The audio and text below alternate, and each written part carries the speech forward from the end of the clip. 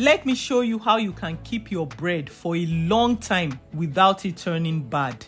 This can be done with any type of bread and even cake, whether leftover or fresh.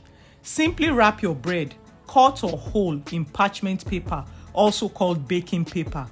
This will prevent ice from forming on your bread, which can cause it to become soggy when you warm it. So please wrap completely with parchment paper.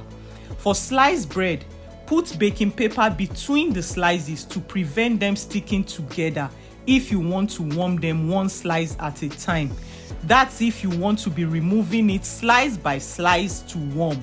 But if you will warm all the slices at once, no need. I just did mine like this to show you how. Then put in Ziploc or even nylon bag and put in the freezer. Please note, frozen bread can be kept in the freezer for up to 3 months as long as it doesn't defrost.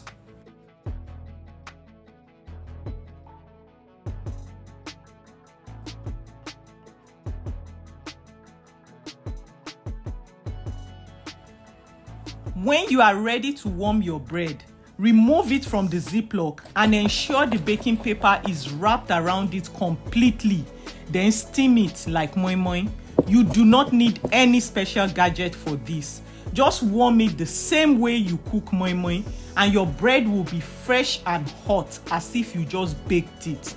Now you see, there is no need to be buying bread or cake with preservatives when they can be perfectly preserved by freezing. Like this my bread now, I baked it myself. It's a mix of regular flour and whole grain flour loaded with different nuts and seeds, full of nutrients and fiber, extremely filling and healthy.